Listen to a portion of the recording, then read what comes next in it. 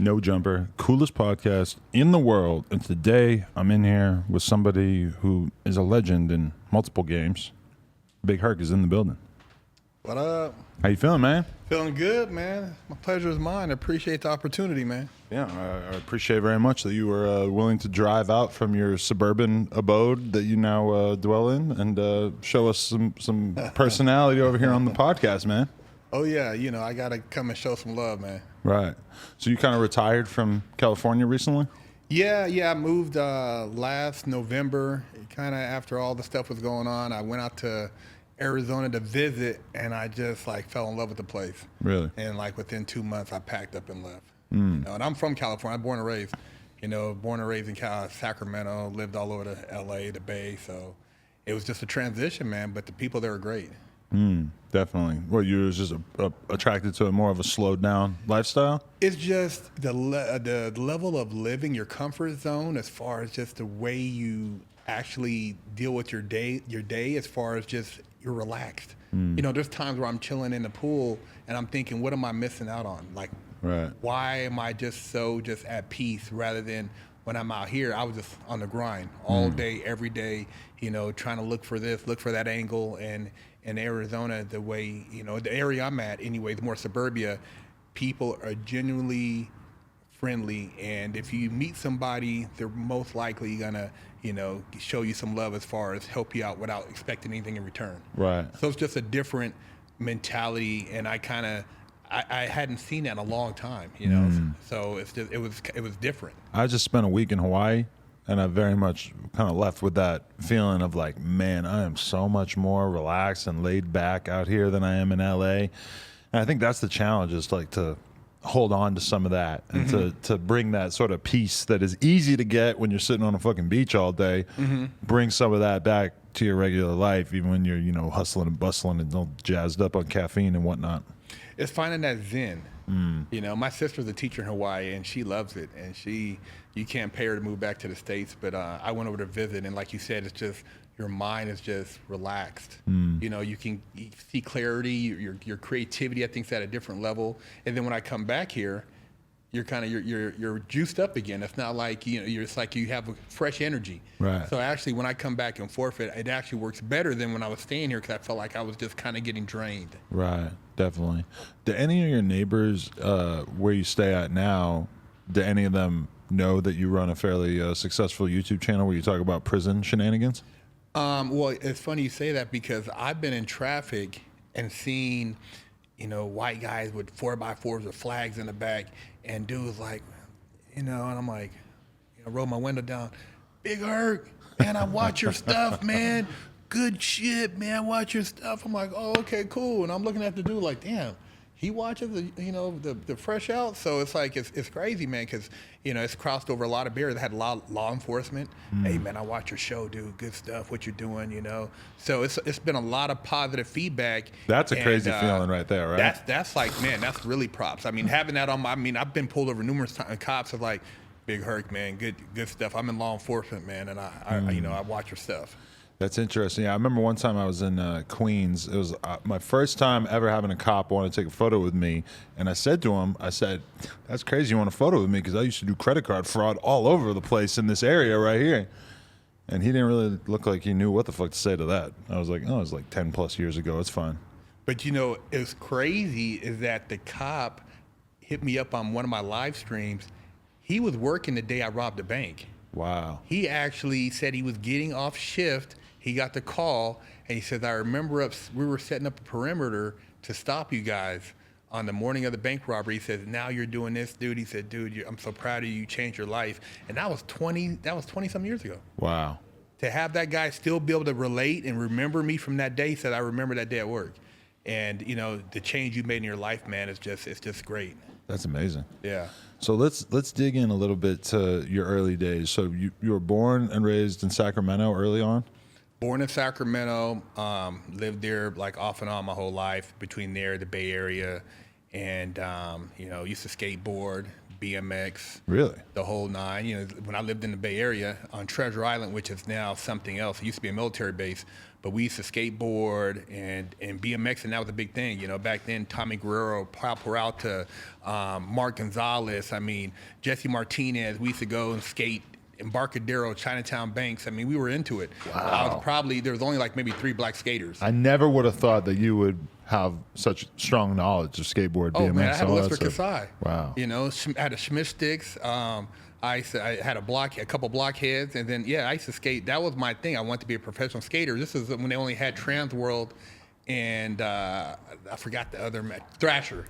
And you know, we should watch Bones Brigade like weekly. But you know, then living on the base, that was my thing. Then when I went back to SAC, the elements had kind of changed, and that's when I got into the street stuff. But let me ask you this. How accommodating did you feel like at that time skateboarding was to you as a black person? No racism whatsoever. Really? Living on the military base, you don't even notice that. My neighbor, Filipino, other neighbor, Mexican, my best friend, white. We go over his house, have pancakes, spend the night. His mom take us out. My other friend, Hawaiian. There was no racism in the Bay Area. You had everything. So there was not even an inclination that, you know, you were different because you were black. I mean, going to school in Frisco, Laotian, like I said, Asian. You had everything. So it was a melting pot.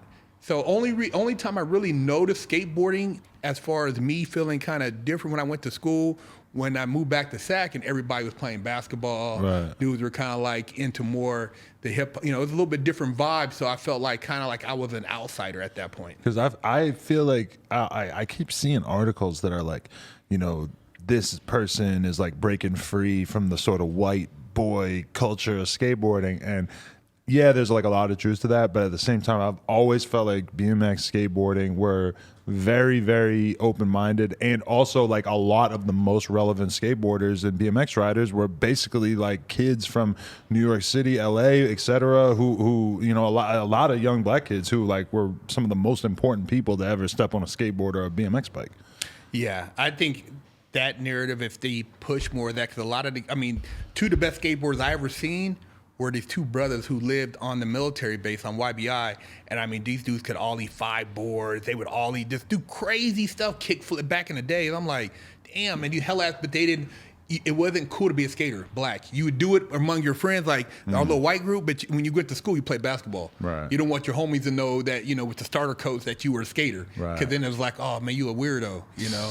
Back then. Doesn't that seem funny now when you look back at it? The world was so much more closed-minded at that time. Yeah, it definitely was a different era, man, in the 80s. 100%. So, okay, did you have big dreams of the skateboarding thing though? Like, were you thinking I could be something doing this, or did that never cross your mind? No, I actually, you know, witnessing like Tommy Guerrero Mark Gonzalez come down and skate Embarcadero, and seeing Caballero at a exhibit, you know, at Cal Expo, I thought maybe one day, you know, I could do that. But, you know, my mom's, you know, being able to afford to buy those skateboards, it was, you know, it's expensive. You're breaking skateboards, you need parts, you're doing this and that. So gradually, I went from skateboarding to looking up to the dudes in the street and wanting to be a D-boy, because I seen these dudes, and it's like my interest changed. Instead of wanting to just, you know, be a guy out here skating quarter pipes, pools and all this stuff. You're like, I gotta have money. I gotta have money, man. I mean, you know, the girls, the money, you know, I wanted to be that guy. Did you actually move from the military base, or did you just start hanging out in that area? No, we moved. My mom got divorced, and when we moved to a part of like my neighborhood, North Highlands, which was pretty much the dope street, and a lot of like elements there. And so that started having a very big impression on me. Wow. Okay. You know? So set the scene for us when you sort of show up. Like, what kind of stuff are you seeing out there on the streets? I mean, dude, you seeing, you know, guys rolling up and down cutlasses on Zenith and Vogue, bumping music. You see dudes, ex-penitentiary dudes, you know, walking down the street with perms and jerry curls. And you just, you know, you go down to the park, you see dudes out there shooting dice or working out in the park or drinking 40s. And you just see the element, you know what I mean? And you're looking like, man, what are they doing out here? And back then it was right in broad daylight. I mean, dudes would be selling dope, and it'd be like In-N-Out Burger, and it was just, nobody said nothing. It was just normal. It's kind of different now because you have so many generations of like trauma that you could witness in these communities, whereas at that time you probably didn't even fully like understand what this shit was doing to people, right? No idea. No idea. And you didn't really, you were just trying to find acceptance. And me never really having a male role model, going back to the neighborhood, I was trying to gravitate towards somebody where I could find my identity. So I was constantly looking in different guys, like who I want to emulate. You know, do I want to emulate this dude over here? Or do I want to kind of play football? Do I want to play basketball? I was all over the place, you know, trying to find my identity. Right. And it ended up, you know, getting caught up in the streets, you know, by accident. When you think about that, though, you had a father who was around. No. Or it was... Stepdad. That was your stepdad, okay. Yeah, piece of garbage. Yeah, so you didn't have a strong male role model? No, he was the type of dude, like when my mom wasn't around, we were like, he liked Mad Dog. You know, he one of them type of dudes. So it was like an intimidation thing. And so literally once my mom got the divorce, I said when I got older, I was going to whoop his ass. And eventually I would confront him, but he didn't want no part of it. But I was like, that was my goal. Anyway, right? Huh? You could have beat his ass anyway, right? By the time I seen him and I was grown, 18, I was working out. I had been to juvenile hall. I was ready to, like, you know, to bust dude upside his head because I felt he, you know, for all the intimidation tactics and stuff he did when I was little, I was grown now. So that was one of my goals when I got older, was to beat him up. You know what I mean? But I didn't even know, because he looked so pathetic when I confronted him, I gave him a pass. Right, I feel you. But okay, so you're like, knowing everything that you know now about your development and everything, when you look at the way that you were sort of searching for an identity with one of these guys in the neighborhood, do you draw a connection from that back to just not having a strong male role model? And like, do you think that that was kind of the thing that made you be so open to all these different possibilities? Exactly. I do. I deep hearted, I believe that, because if I would have had, you know, and I had like my grandfather around, but I mean, as far as somebody talking to you, you know, showing interest, like, you know, hey, Adam, man, you're a good skateboarder, man. Here, you should keep doing it. You could be a professional. Or, hey, man, you know, you're a straight A student, man. You ever thought about becoming an architect, or, you know, this, you know, or maybe a stockbroker? And, you know, and I wanted to do some of these things. I mean, I read about mutual funds when I was a sophomore. I mean, I was a straight A student. I thought about maybe I could be Gordon Gekko after seeing Wall Street. I had all these grand dreams, but every time I'd had these dreams, everybody, like, you know, want you to pipe it down. Oh, man, you know, you need to just do this or that. You know, it's like, it would break you down. Like, damn, you don't believe in me? You don't think I could be a pro skater? You don't think I can maybe be a stockbroker? You don't maybe think I could be a professional football player, or maybe a clothes designer? You know, I had all these dreams. So when you get crushed on a lot of your dreams, you just fall and try anything. It's so easy to cut a kid's dreams off, man. You know? It's so easy to say, like, oh, that shit's impossible, or you're not going to be able to do that. And that could have such an impact on a kid who is looking at adults like they all must be telling the truth, that they all must know what they're talking about. Yeah. And I think a lot of parents do it unconsciously because they are only able to get you to a certain point. And so if you want something beyond that, you have to seek outside your family circle for guidance or for inspiration. And that's where a lot of kids fall short, because if you want to be a coder, or you want to be an engineer, and you never met an engineer or a lawyer, how do you know how to go about doing that? How do you know the particulars? You know, if you grow up around a doctor, your uncle's a lawyer, your pops is a CEO in a company, your dreams are on a whole nother level. I mean, those people already have an edge because their standards is here and yours is here. You're thinking, oh man, a nice Toyota, you know, Camry's a nice car, and this kid, he starts off with a Porsche 911.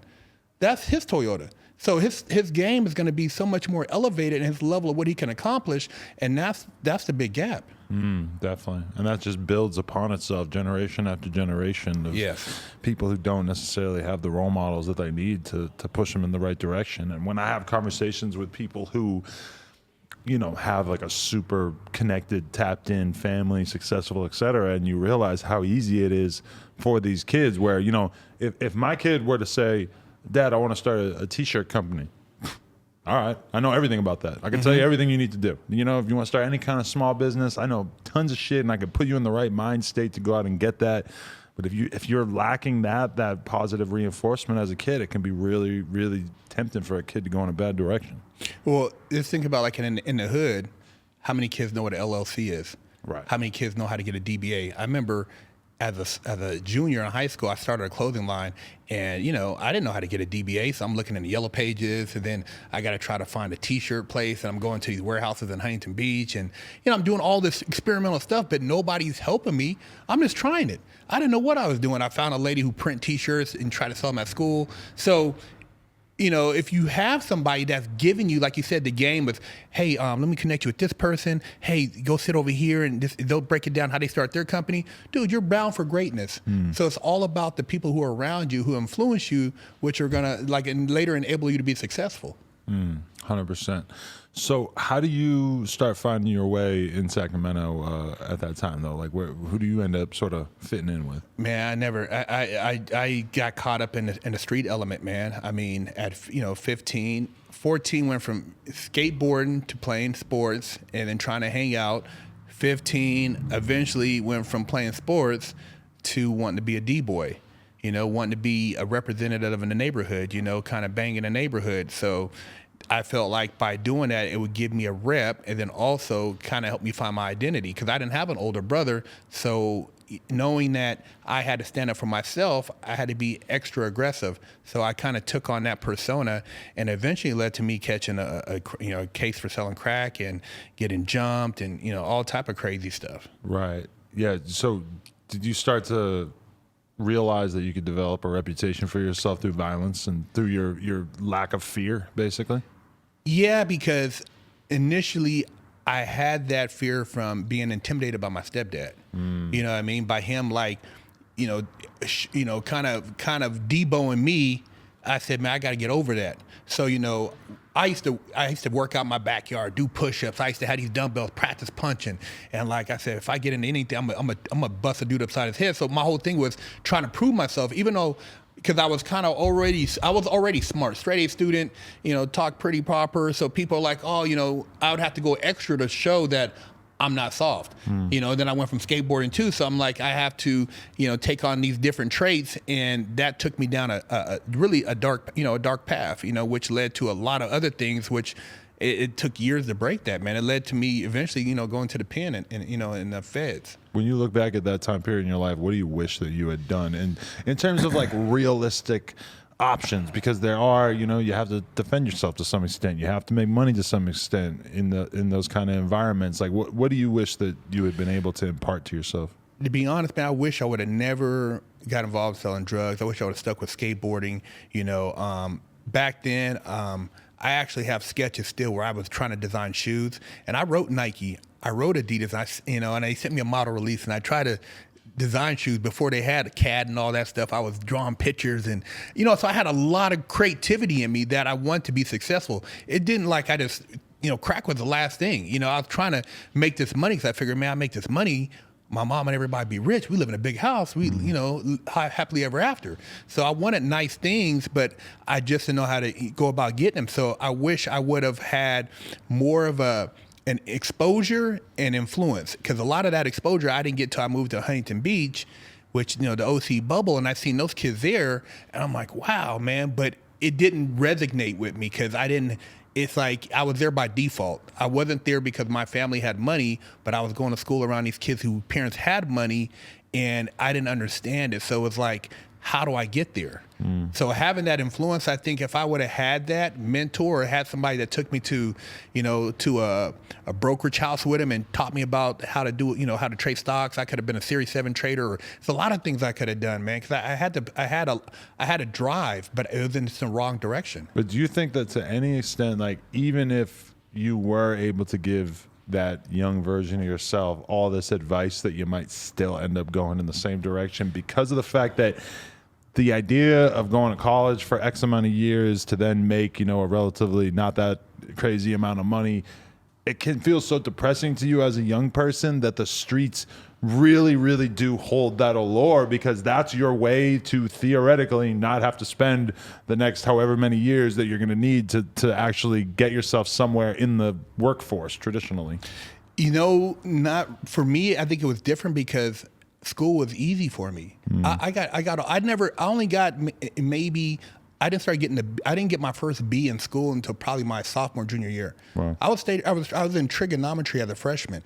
I had chemistry, I had Spanish too. I was school, it was easy. I loved it, and then, and I liked getting good grades. It was an embarrassment to get anything less than a B. My grandpa used to say, for every A, I give you $20. So I always got straight A's. So I had to drive in school.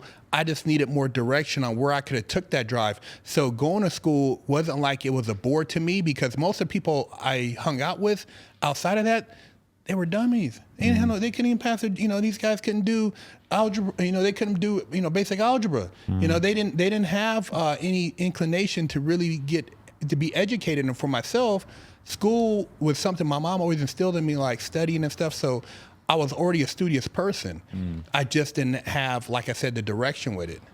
Do you think it was the allure, the fast money, rather than, like, if somebody had told you, like, all right, you do good in school and you're going to be able to make $100,000 a year in however many years, that might have sounded all right. But then there's a degree of bravado and risk and everything like that. The idea of that fast money, that a lot of people, I feel like their brain is a little bit more wired to appreciate that than to necessarily be concerned about just how much money you end up earning at the end of the day. I think if you put it in perspective, because once I got broke off 120 months, and I'm sitting in federal prison, and you do the math, and I'm I'm sitting in a holding tank, and I'm like, dude, man, I'm not gonna get out till I'm 30-something years old, and then I start looking at, like, how much money I could have made instead of what I did to get there, the bank robbery. And then when you really look back now at all those guys that I looked up to, most of them are drug heads. They're done. They're busted. None of that drug money is nothing. Those guys, most of them are sitting at home in a place, man, looking at a roach or some old crumbs on the tape. I mean, they're not doing anything. So hindsight's a mug, because if you can see hindsight, like, these guys you were looking up to aren't really about anything. All they're doing is hanging out. Their lifestyle's unhealthy. I would have maybe thought different, but in my mind, I'm thinking, oh, it's cool. I'm looking for the moment, and so I didn't. And in my immaturity, I thought that was the way to go. But once I got to the pen, and I'm looking at dudes in there, been down 20 years, got 20 more to go. God, man, dude who got 3 life sentences. You put it all in perspective, like, these are grandpas up in here doing time. And a lot of kids will shoot somebody before they really think about what it would be like to do 20 years for shooting somebody. Dude, there was a guy in there, and he was already serving time for, like, drugs and something else. And I remember him telling a friend, he's like, dude, I hope they don't call me back on this murder case, man. And sure enough, oh, so-and-so R&D. He's like, oh, man, they're going to call me back. Now he's going back to get retried on a murder because there's no statute of limitation. So whatever now DNA, new evidence they can come up with, or whatever, they can put it together, another case. So now you're already doing 15. Now you're looking at a life, and they can run that consecutive in the state to where you get out the feds and you go do the time in the state, or they can run a concurrent. But a lot of times these guys, dude, you're sitting in there when you got bodies. I knew a guy who said, man, I just want to get my points low enough to where I can get somewhere to where I can escape. Wow. He had life. That's the tiny crumb of hope that he's holding on to, is escaping from prison, which, even if you're optimistic, you probably have like a 0.01 chance of pulling off. I knew a dude who tried to escape. And then spend the rest of your life in hiding. Yeah. Sounds great. No resource. What are you going to do for the rest of your life? Yeah. Because they never stop looking for you. Plot and scheme. Yeah. Dude, he used to tell me stuff, and I sit there, and I'm like, you're cordial, but you're looking in the eyes of a killer, man. This dude got some bodies. I know he got some bodies, man, but you gotta keep a straight poker face. Right. These are real killers up in there, and it's not a braggadocious game, because nobody in prison is talking about who they killed. Oh man, I blasted my ops. Nobody. Dudes is trying to get out. Literally, people are trying to go to law library. They're trying to pray. They're trying to do all kind of stuff, find a witness or anything. Man, they're trying to get out of prison. I've never seen a killer admit he killed somebody in prison, even if he has 5 lives. Really? And I've seen a guy who had 3 lives plus 100 years. Wow. He's like, man, the government, they're dirty, man, blah, blah, blah. And he had 15 bodies on his case. Holy shit. There's a rapper that I was supposed to interview at one point, FBG Duck. He's kind of a legend out in Chicago. Yep. And you know, he got murdered before I was able to get a chance to interview him, which was obviously upsetting. And then yesterday they announced that they had arrested 5 young men in Chicago, and that one of them at least was like an up and coming rapper that has many, many thousands of views on his shit. And I mean, I don't know exactly what way they were able to catch him. I was surprised it took so long, because I'm like, they killed him in the fucking busy ass shopping district where there's got to be cameras everywhere.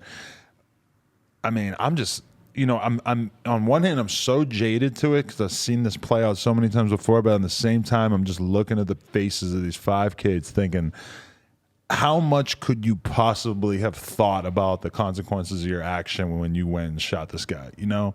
And now you guys, you might never be back on the streets after this, because it's not like they just got you for one murder. They probably got you on a whole bunch of other shit too. You're probably a serial murderer. Yeah. My friend's son, he, you know, tried to raise him the best as he could. His son was out in Florida, gang banging, got beat up in the parking lot by some dude. He went out to the car, got mad, shot the dude like 10 times in front of witnesses, doing 50 years. 50 years. And he said, man, he said, Herc, when I go down there, man, I look at it, he just be crying. Dad, man, oh, man, crying, dude. He been down 5 years crying. Every time he sees him crying. Florida? Man, up in there crying. You 50 years? Dude, you're not getting out of Florida. You're 50 people. You had 5 witnesses. Murder, you're done. You know, what are you thinking? Murder, premeditated. You got beat up and you killed this dude because you were gangbanging. You were out here doing something stupid. And you got beat up, and instead of like saying, hey, you know what, I took an L, you went and killed this dude. Dude, the murder, I've seen a lot of dudes in there, man, and I'm telling you, they're like, man, Big Herc, man, I just want to go home. I've seen OGs, man, crying, dude, it ain't no joke, man. I used to like think like, man, I'm glad my stuff isn't more serious than what it is. Because, I mean, you know, a decade is a long time, but when they put that weight on you and you're trying to figure out how to get off of it, you can't get it. I mean, what are you going to wait till you're old, man, and beg for mercy and hopefully they'll get, I mean, dude, that's crazy, man. Terrifying. How much, when you think about it, it's kind of like a weird mental calculus you have to do when you think about a young man who puts himself in this situation where on one hand, you're a dumbass. Like you really fucked up and you're really going to have to pay for a long time with a whole big chunk of your life. On the other hand, there's a part of me that's forced to look at it and think some of these dudes were probably indoctrinated into gangbanging when they were 13, 14 years old. Some of these guys probably had an OG put a gun in their hand and tell them go kill this guy before they even had fucking hair on their balls. And how do you think about that? Because a lot of these people, their environment might have dictated a lot of their behavior. I totally agree with the environment as far as having a big influence. And that's why, as a parent, if you really care about your kids and your kids are, you know, possibly prone to any type of like, you know, situations like this, you got to spend the money and move. You got to get them out of there, man. I mean, it's so important, you know, and I didn't realize it till like later on. When I think back to like the friends I went to school with over here in Sacramento, and then the friends I went to school with in Huntington, all these guys over here balling, living in Laguna, nice families. My one friend's dad, he's a billionaire. This kid over here, they're all making 6 figures, great families, no violence. They don't even care, you know what I mean? But then over here, all these people, all this just, his son been to the pen. This one's caught a dope case. This one's been in and out. This one has this, you know, and you look at the difference, and it's what you're exposed to. If you've never been exposed to anything, and that's what you think your norm is, then you just go along with what you think you're supposed to do. I mean, I knew guys from Long Beach who you know, some Crip dudes, they never been to the beach. It's like, damn, dude, you live like 10 minutes, you never go to the beach. When I first moved to Long Beach, I had a friend who was essentially from a gang, and he said that, and I was like, what? Like, I couldn't even process it. I'm like, it's right over there. Exactly. Said, yeah, but look, this area is our enemies, and then this part is our enemies. I'm not fucking going through there. Dude, it's crazy, man. That was kind of hard for me to even believe when I first moved out here. You know, I always say if you were able to give a kid a chance, and you know, he could be, if you can give him enough to where he can take him out of that environment, he could thrive over here. But you have to break it. It's like you have to break that ego. Because once you get caught up in this, like once you start going to YA, because I've been to juvenile hall, I've been to YA, and once you get in that cycle, I've seen these guys, once they get in there, and dude, it's like they're gang banging, they max out at 25, they get out of YA, and they're basically getting ready to go to the pen. And it's just a cycle, you know. And like you said, they're gone, so their kids, their baby mama, seeing them in the pen, little Nene running around now. Like you said, he done probably got a gun from somebody, or he's running around hanging out with the little kid, and then, so he don't have, because he have no father figure. So it's just repetitive. And so pretty soon, little Nene's in juvenile hall, and then he goes from juvenile hall to California Youth Authority or whatever youth authority, and then he's just graduating because there's no influence there. There has to be some strong male figure showing these young men that there's options.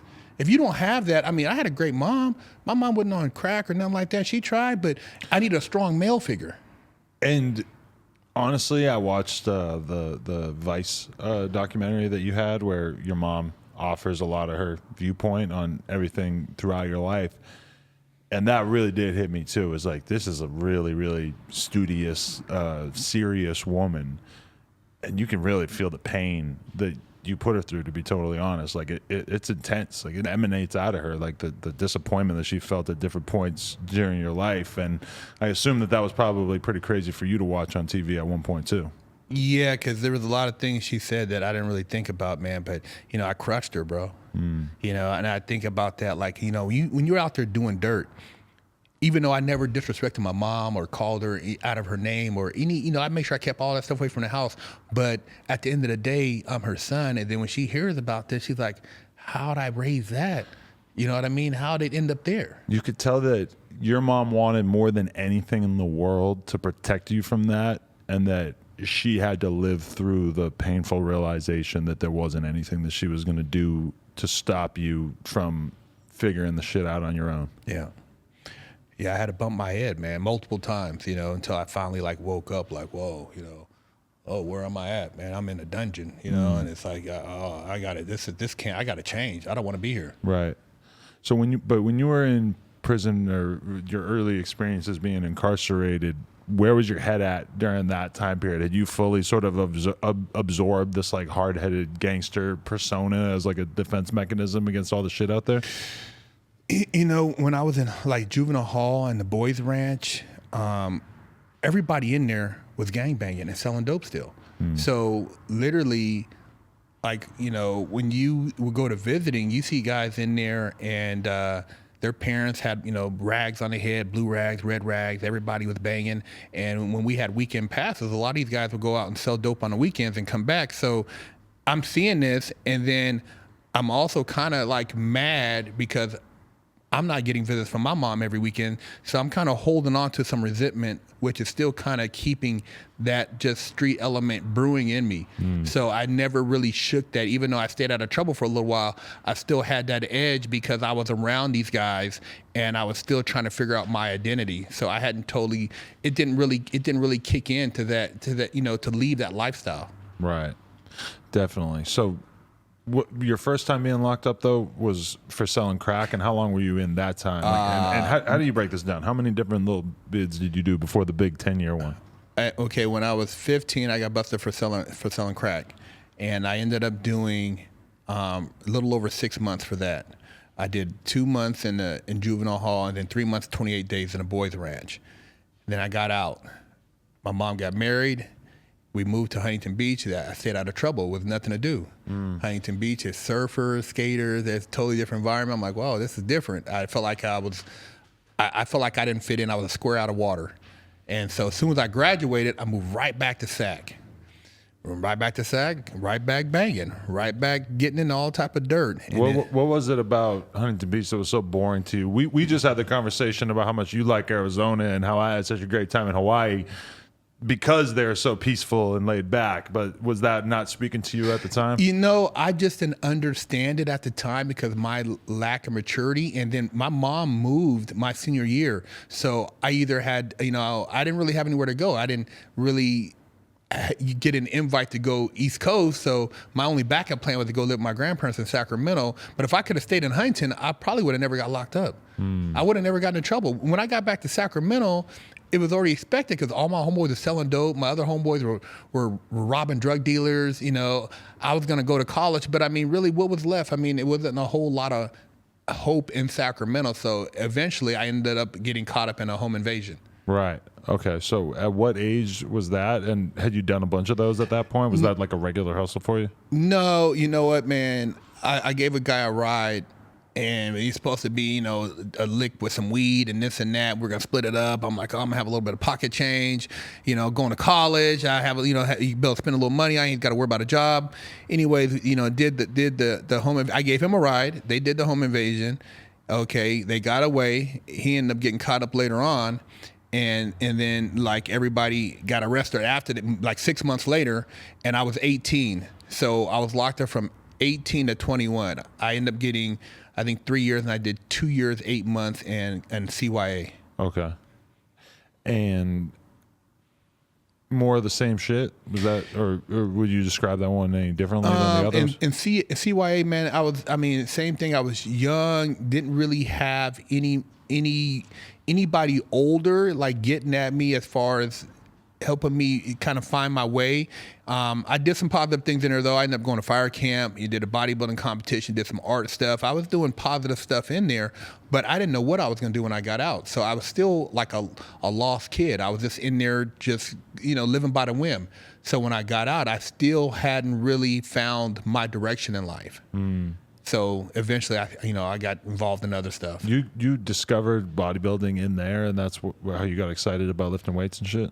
Yeah, because I actually, when I was in juvenile hall, I worked out, and then when I got to CYA, I'd already been kind of working out anyways, and I just really took it to another level, working out, eating healthy. But is it hard to eat healthy when you're locked up? Well, in there, they allowed us to, we can send in packages. Right. So we get packages sent in like canned tuna, canned chicken, protein powder, different supplements and stuff. So we were able to kind of eat healthy. And one of the guards there was actually an ex-bodybuilder. Wow. So she kind of laced us up on bodybuilding and said, hey, I can get you guys in a contest. So I ended up actually competing in a bodybuilding contest while I was in the fire camp. They had their own contest of just prisoners competing against each other? No, it was actually in the city of Grass Valley. It was a competition. It was the Bear River Classic, and they allowed us to go, and the guard took us to the competition with regular people, and I actually beat all these other regular people in the contest off of a prison workout.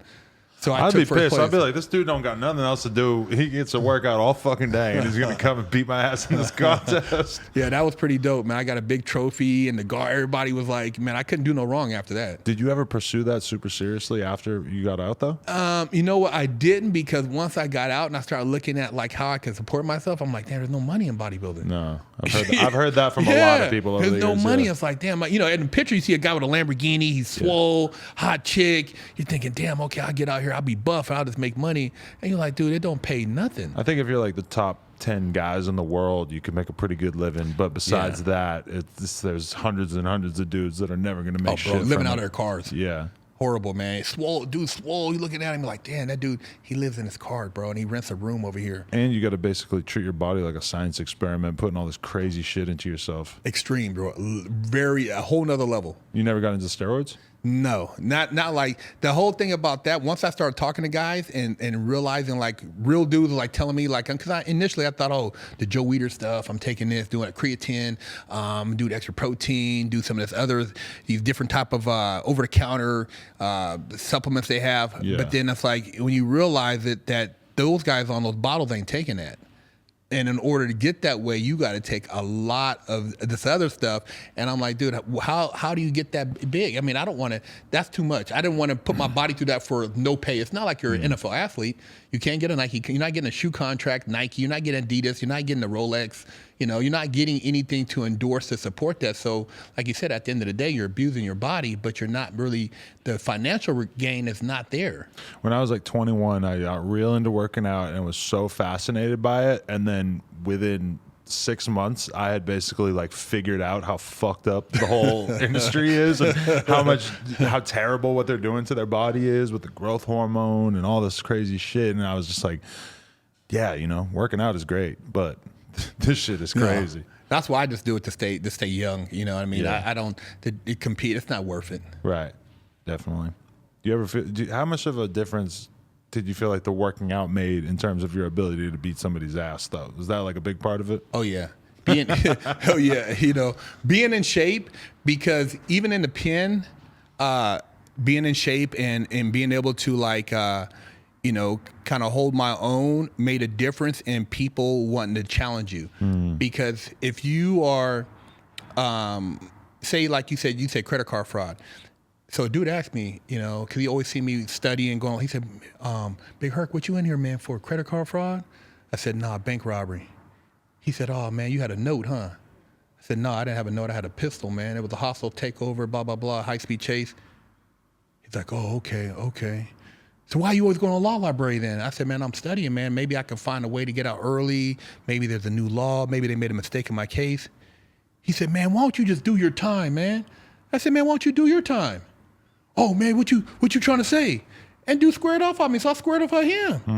And I'm like, this is the ignorance you're dealing with. But he was testing me because he's like, oh, if you were in here for some credit card fraud, we're about to mash on you because you're soft. They thought I was soft, but when they said, oh, you know, because I talk a certain way and I'm, you know, my mannerism, I always say, excuse me, you know, this stuff my grandmother taught me. So a lot of times people take your kindness for weakness. And that's such a crazy, insane fucking attitude too, because realistically, if we had two guys in front of us right now and one was a bank robber and one was a credit card fraud guy, I'm betting my money on the credit card fraud guy for having a lower odds of going to prison. You know? Yeah, of course. Maybe you could pull it off. You know, you're probably still gonna get locked up. But the bank robber is really living on borrowed time because that is not a career that has a super high success rate. And see, well, the thing is, too, people have a tendency to judge your crime on your level of what your toughness is. Right. So if you're a big dude, soft-spoken, you did credit card fraud, oh, man, maybe you soft. So maybe I ought to try you. But if you have a streak of violence in you, maybe I'll think twice before I try to roll up on you. And so people are always trying to see at what level where they can, you know, it's a psychological game. Everybody's trying to fill each other out to see what they can do to another person, assert their manhood over somebody. And it's always, I feel like it must have always been weird for you because you're clearly very intelligent. Was there a time period early on in your life where you didn't appreciate that? You almost considered it like a liability and you tried to hide that from the world because of the people you were around? You know, I never, well, in a sense, like, I guess, you know, when I was hanging out and I'm around these people and I know my mom wouldn't approve of it and I'm looking around, I probably did dumb myself down to hang out with these dudes because the level of conversation that I would try to have, like, I would try to organize, like, thinking, hey, man, maybe we could become a real mafia or do some business stuff or do this, or man, you ever thought about maybe we can invest in this? And they would all look at me crazy. Oh man, you talking all that crazy stuff, man, that Hollywood stuff, blah, blah, blah, blah, blah. And I didn't get it at the time, but I was in a whole nother league. I was hanging around guys who didn't have the ambition or drive I had, but I was trying to somehow fit into that circle. Really makes you think about somebody like a Charles Manson who was able to like control all those people's minds and be sending them out to do all this crazy shit. Like that takes a lot of mental control to make a bunch of people do psychopathic things on your behalf. There's a lot of guys like that in there though, because they have all the time to figure out how people react to things. You know, that's your survival edge. You know, we're all dressing the same. We're all going to the same places to eat. We're all living in the same type of environment. So what separates everybody is your mental edge, your ability to see something. You know, I seen a guy, they'll look and see if a guy is walking funny. And he came back from laundry. He got some tight ass pants on. Damn, well, let me see what's up with that. Or, you know, see a guy, he's walking around, oh man, I'm whoop-de-wop, man. And I'm like, okay, I get that dude 2 weeks. He's gonna find the blues. You see, there's a lot of things going on, a lot of dynamics, you know. So you got to always be paying attention. There's a guy over here. You know, every time you come out the cell, he looks at you. He's miserable. He's got 40 years, and you only got 2, and you made a lot more money than him. He wants to do something to you. He's mad because you consider winning because you're gonna get out before him, and you still got money. Right. You got that dude. It's just a lot of elements. So you're constantly just trying to figure out chess moves ahead of all these different individuals. Right. So then you go and you do a couple of years for the home invasion, right? Yep. And then how long are you out after that before the bank robbery thing happens? I get out, get involved, adult entertainment for a little while. Ooh, I like that. Yeah. I don't care how deep you want to go into it, but as a performer myself, Much respect. Yeah, I got into that because that was, being locked up 18 to 21. That was my other backup. Not bodybuilding if I can get out and make a bunch of money. But did you have the same realization that you don't make no money doing male porn? I found that out real quick. I found that out, little $100 back in '94. I'm like, damn, this ain't nothing for all that work. So, eventually I got back in this, somewhat hustling. Selling weed, going to college, grinding, then got into other stuff, selling meth and But you coke. did good during your time as a male porn star, though. You did good. Like did you feel like you were very talented in this regard? Because I heard you talking about it, and it sounded like you had no problem performing. I had fun because I was serious, and I kind of took it as a profession. I treat the girls well. I wasn't one of those guys who, on the girls, girls like, damn, dude, just do the scene. 95% of guys could not handle what it actually is, dude. Including myself. I get away with doing a little bit of stuff with my girlfriend and stuff because, I'm a well-known podcaster already. These dudes who can actually show up and stay hard on command for 6-7 hours, it is crazy that anyone can do that shit. You know how many dudes that said, Big Herc, I can do it. Bring me to the set. I know, I hear it all the time. Dude, I brought him to the set.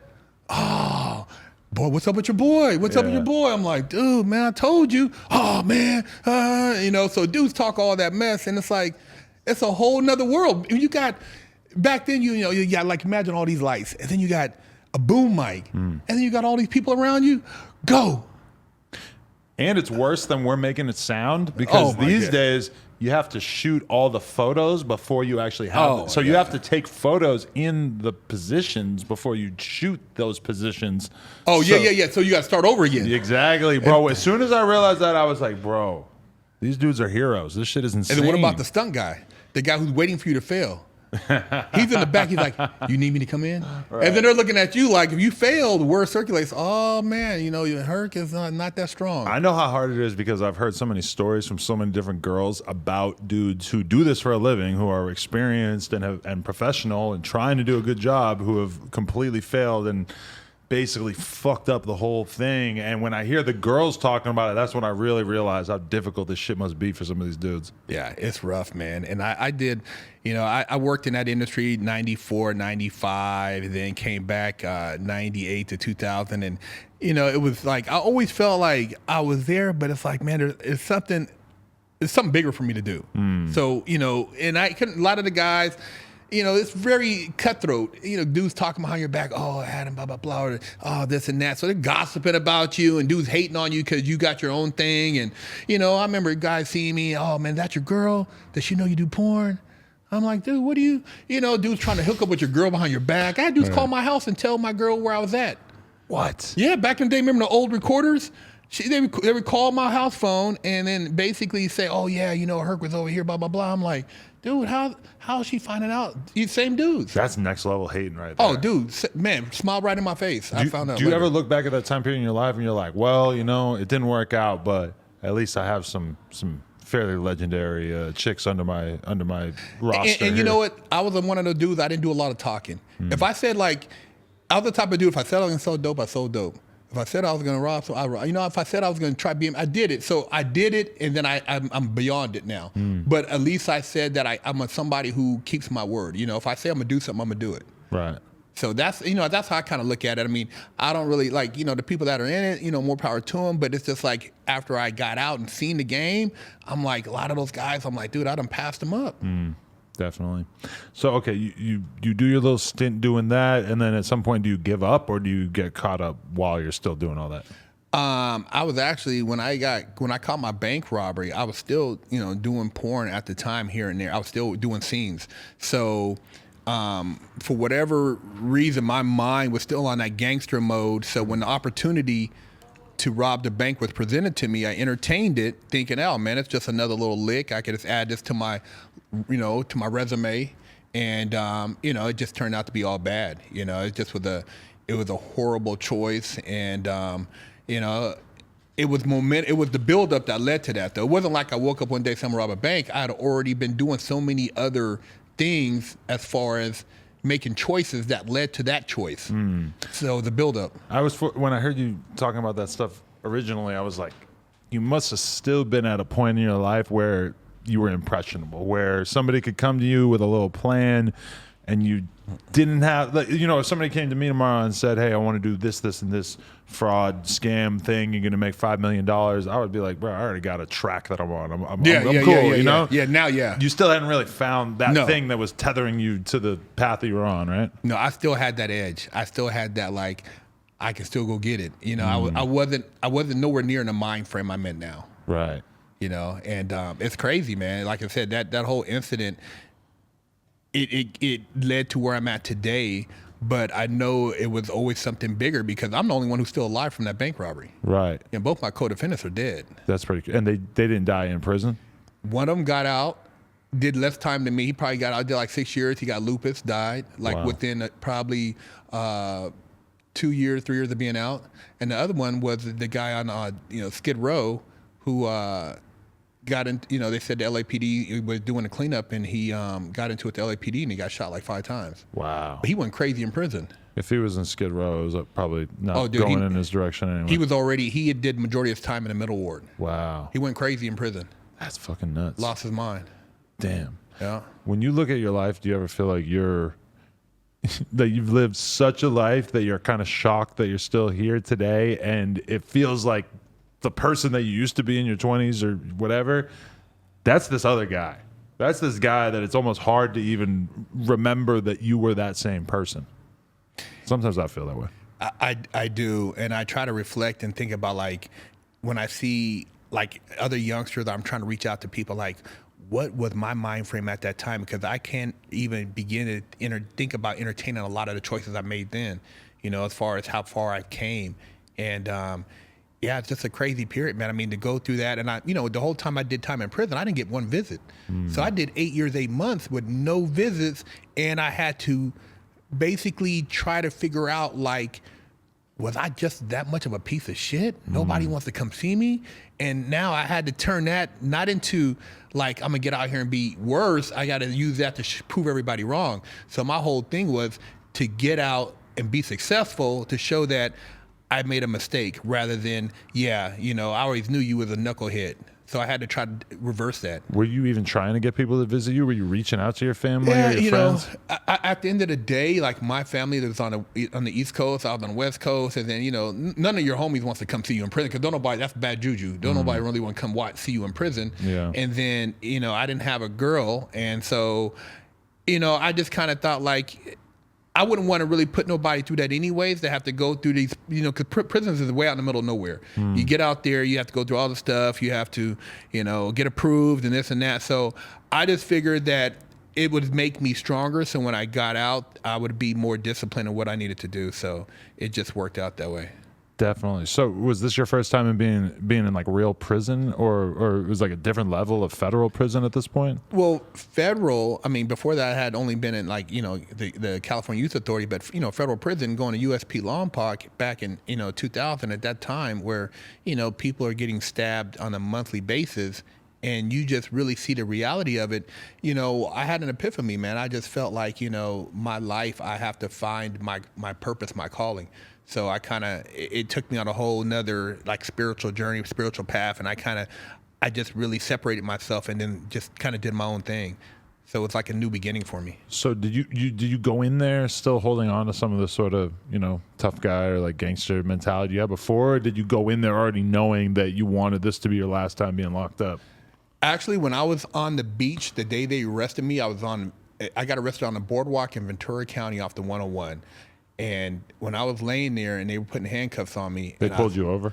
No, well, it was a high-speed chase. The bank robbery is a hostile takeover, high-speed chase, spike strip. Right. I jumped out the car, jumped over the freeway center divider, ran across 4 lanes of traffic. I ran up an embankment.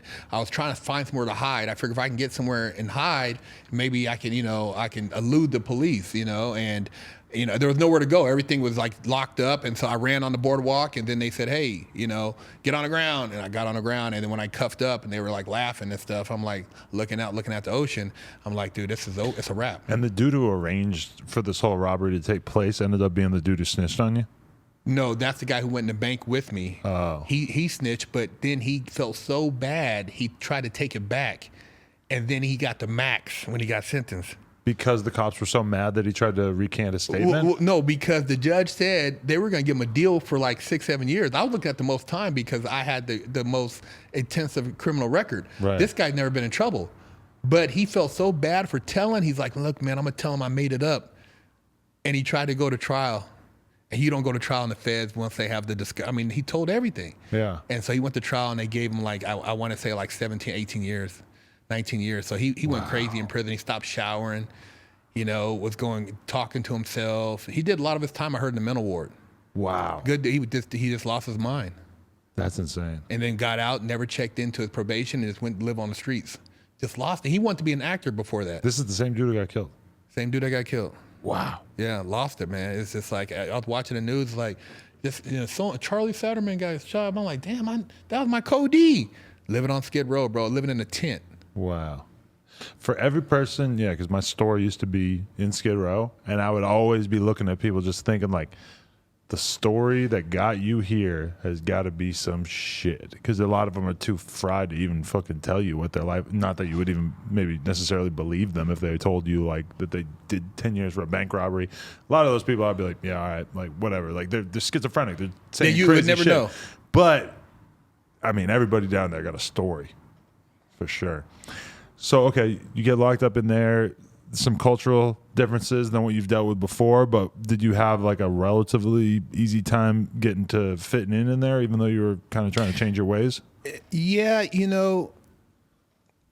most of the slack I caught was from other brothers. Really? Because of how I carried myself and how I talked to a lot of people. Because having the educational background, I was able to go in and learn how to shepherdize cases, how to put together briefs, how to help guys file 2255s or 2241s, which is post-conviction relief. So I was cool with a lot of dudes, East Coast, dudes from Philly, dudes from Chicago, dudes from New York. So they, hey, Big Herc, what you got, man? Blah, blah, blah. Check this out. What do you think about this case? And so a lot of dudes would get jealous. Oh, Big, you think he a lawbreaker, but it's like hating. Dude's hating, and then they turn around. The same dude hating would later ask me for help. Hey, man, I got this divorce proceeding. Can you check it out for me? I'm like, just check this dude out. It's crazy how there's like a whole culture of not wanting to better yourself in there, huh? Like nobody really wants you to rise up above what you are today. And once you start hanging out with those guys, you try to break away. Like say every day you go watch the Laker or BET with a guy, 4 or 5 o'clock, and then you stop doing it. They're like, hey, man, what's up? You can't. You too good now? Blah, blah, blah. He's like, oh, I want to look at my case. Hey, homie, we supposed to be eating our little spread together. Yeah. Then it becomes an issue. So I realized early on that I don't even want to start that, so I'm not even going to allow myself to get pulled in that direction. And 2 of my, mentors in there, one was a white guy, ex-Vietnam vet. It's sad to say he was a heroin addict, but he was hella smart, He had 30 years, put his daughter through Chapman University. She worked for the Federal Reserve. I mean, this dude was hella smart. He broke it down, all these legal terms for me. And he really educated me. And he pulled me up and one day he's like, dude, what are you doing going to law library every day? I said, man, I'm just researching. He said, man, what are you trying to research? I said, I'm trying to get out early. He said, man, let me show you something. And old white guy. And like the brothers didn't really say nothing to me because they thought he was crazy, but he was helping a lot of brothers in the unit. So I got a pass to kind of hang out with him, and I would go to him every day and be mentored. And he helped me out a lot as far as really believing in myself, as far as my level of intelligence and how to, research and do things. And he taught me a lot about the law. And then I had another older gentleman, a brother, who taught me more about being, how to be a strong black male. Definitely.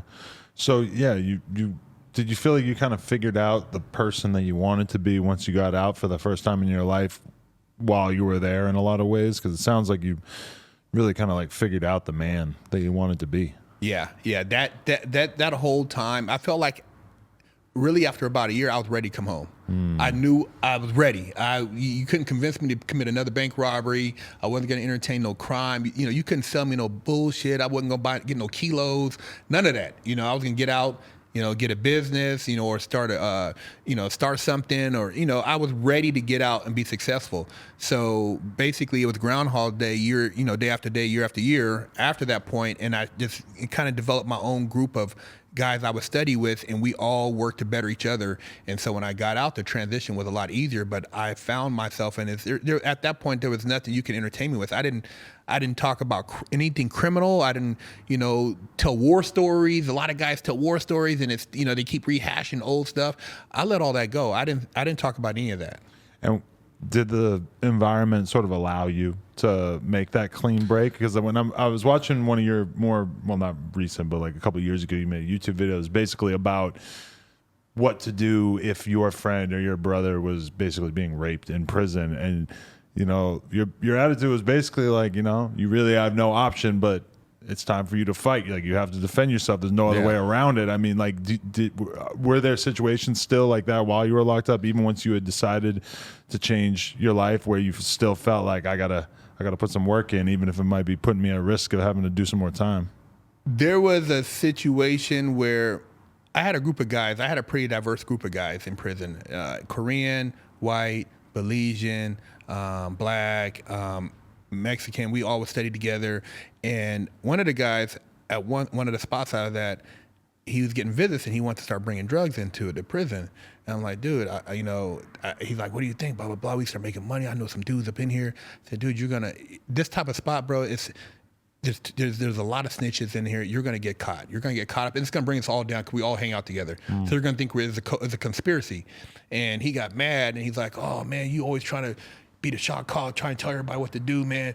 F you, Big Herc, man, blah, blah, blah, blah, blah. And we almost got into it because I'm trying to tell him, I don't want him to catch another case either, but you're going to compromise everybody. And so at one point, him and like a couple other dudes, he kind of implied like he wanted to jump me, but I just told him to come in the cell. I'm not going to go in a TV room so you can try to jump me, but we can go in the cell in this little small closed quarters. And so once that kind of dissolved, from that point, I never really had any other serious situations, but it's just the conflict where some people think, oh, you think you know it all. But my whole thing was, I'm not going to get caught up in anything else stupid. So I didn't even want to get involved in that. And there was a lot of opportunities for that, but I'm like, I don't want to even be around it. Yeah, the more you have your head screwed on straight, the more that you probably start to notice opportunities of ways that you could pull one over on the guards or whatever, right?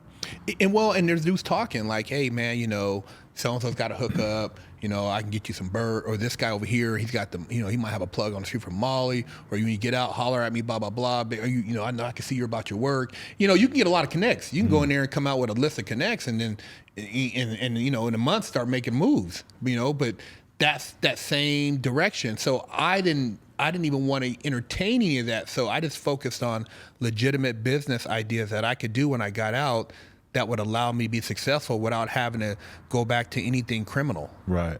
So what were the business ideas that were really floating around in your head during this time being locked up? And what were the actual years? You got locked up what date? I got locked up February 2000, and I got out October 2008. And so I was in Long Park, USP from 2000 to 2002. And then from 2002 to roughly about 2004 or 5, I was in Sheridan FCI, and then I ended up going to Herlong after that FCI, and that's where I was released from. But while I was in Sheridan, I kind of played with ideas as far as being, creating a production company, buying and selling cars. I love classic cars and stuff. So I'm like, I'm gonna get into doing some stuff like that. Starting a clothing brand, and getting into some possible like some other real estate investments. And I would try to pick guys' brains in there, ask them different stuff, and then figure out like, what I want to do as far as like, okay, if I can, what resources would I need here, and then try to figure out how I can maximize that with this guy and kind of piece up with guys, because I knew that I needed to find other people who had the same interests, and maybe if we all work together, we can make stuff happen. And so when I was in Herlong is when I came up with the Fresh Out concept. I said, man, I should make a show about guys, because I see everybody watching Cops. Right. You go in prison, I'm like, dude, these guys are watching Cops on 2 TVs. That's crazy. Right. We're all locked up. You guys are watching Cops. So I'm like, I need to make a show about guys getting out of prison, right, and being successful. So I'm like, okay, that's one of my ideas. My other idea, I'm gonna start this clothing brand. My other idea, I'm gonna buy and sell cars. So when I got out, I eventually hooked up with my partner, Big Ant, and you know, we shot our first video. Cali Muscle was our first video. Cali Muscle was the first interview you ever did. Yeah, Cali Muscle. I met Cali Muscle at LA Fitness Universal, and we used to chop it up. And I'm like, man, you should come on my show, man. I'm starting the show. He's like, what it is? You know, I told him about it. And then my neighbor, I seen he always used to shoot. He had a camera, so I'm like, dude, how much would you charge me to shoot this interview? And that became our first episode. And from there, we took off, and then we started shooting other interviews. At that time, did it feel like there wasn't really anybody doing this sort of content? And what year are we talking that you really started? 2012, 2013. That's pretty crazy because like nowadays, the prison YouTube space is kind of flooded. Yeah, saturated. You call yourself the Godfather. Yeah, of it. we started that because we kicked it off, and our message was so different with what we were talking about and not glorifying it. And yeah, we took it to a whole nother level. When I started, there was nobody else doing it. There was maybe a year after us, maybe somebody else started it, but nobody was talking about it like how we were doing, like, you know, prison talk, answering questions, you know, doing the interviews and showing people. Not like people bragging about gang stuff, but actually people who got jobs who are successful. I mean, everybody pretty much we interviewed had something positive to share with the audience. Did you identify early on, I'm guessing, that negativity tends to sell better than positivity? And how do you deal with the fact that, you know, I'm assuming that you probably get more views from uploading a video that is like, you know, I went to prison and I stabbed 50 people rather than I went to prison and I got out and I started a youth ministry or something like that. The more positive it is, I'm guessing the less clicks it gets. You're absolutely right. It's funny. I had a guy who went to prison. He did an interview with us, got out. He's worth like 40-something million. Video got maybe 3,000 views. Wow. Another video, guy talking about how, you know, riot, stabbing, and busting cheeks, somebody getting raped. Dude, over, you know, million views. You know, it's like, dude, this guy right here, he's a millionaire. This guy's successful. He's telling you how he changed his life. Oh, we don't want to hear about that. That's that square stuff. We talk about the guys who got raped. What about, you know, that guy? Will somebody take his cheeks? And I'm like, that's crazy. That's all they want to hear about. Cheeks, male rape, and stabbing. That's it. We talk about, oh my God, 1 million views. Oh, did the midget get raped? Oh, did that guy's brother get raped? Oh man, you know, what about Big Mike? You know, they want to hear about it's like crazy, man. I'm like, you know, so actually we dumb our channel down. Well, I feel like, yeah, you got to sort of, you got to mix the medicine in with the sugar a little bit where, you know, if they do have and that's what I've instructed people before. We're like, I don't really know what I would talk about in the interview. I'd be like, listen, tell me some crazy ass shit. Like, think of the stuff that you are okay with letting go, but then also figure out how you're going to fit your current message into that. Because, you know, you can get their attention one way and you can tell them the shit that you really want them to know in the next breath. It's like, remember when you were a kid and they put medicine in applesauce and you eat the applesauce? What is in this? It tastes sweet, but then it's like you eat it and it's got the medicine in it. Rest in peace to my cat, but towards the end of his life, that's how we were getting him to take his medicine. We were smashing it up and putting it in with the cat food, and he'd actually eat it. And I'm like, man, you're a dumb motherfucker, because that's the same shit I've been trying to get you to take all week. Yeah, that's how you got to do it, man. So I try to, you know, I got to add in some crazy stuff, some stabbing, some others, you know, guards doing this, and everybody likes that. Then slide in some little game. What is it about prison rape that seems like people are just so incredibly fascinated? I guess my theory is always like, people want you to explain shit to them that they will never be able to get on their own. And that's kind of, being in prison alone is very fascinating to people because most people never go. And then the idea that you could be like forced to have sex with somebody within prison, people are even more fascinated by. Yeah, I don't know, man. I guess the male domination over another male, somebody thinks like there's something like, not the fact that they're doing it, but the fact that somebody was subjected to that, that sparks interest. But it's like, to know anybody who's had somebody take their butt, dude, that's a horrible, man, horrible. You know what I mean? Because literally it's like, dude, you gotta kill a dude. You know what I mean? Nobody really, I mean, you got guys who go in there who are homosexual who maybe are cool with that because they're like, oh, okay, you know, I got this dude, whatever. And I've seen situations like that where, you know, And they always tell you, there's 3 things you don't mess with in prison. You don't get caught with drugs, gambling, and punks. No offense, but those are things, always drama. That's why they usually separate them, because once you have one on the yard, it causes all kind of problems. But like to know that somebody raped somebody else, I mean, dude, I've never ran across anybody that actually, confessed or admitted, like raping another man. I've been in an institution where I've seen dudes who get caught up in they got a punk or something like that, or one of the little boyfriend or something. Punk like is that. like your little boyfriend that does what you say. Clean the cell, do all the stuff. I mean, Yuri, there's if you will. No? Yeah. I mean, and I'm not talking down on the people who are into that, but that's what in prison. But if you say for instance, if you are considered you're not with that, and they're like, hey man, you know that dude at the other institution, he had a boyfriend, he had a punk. You're like, what?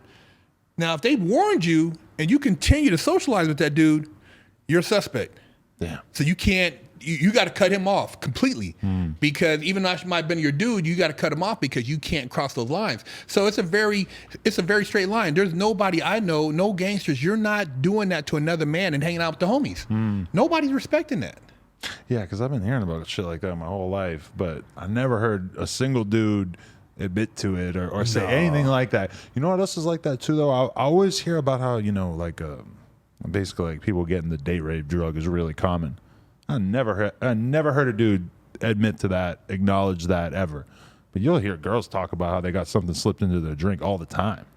It's apparently very popular, but I've never heard a dude even hint at it. I know a female that happened to her. Right.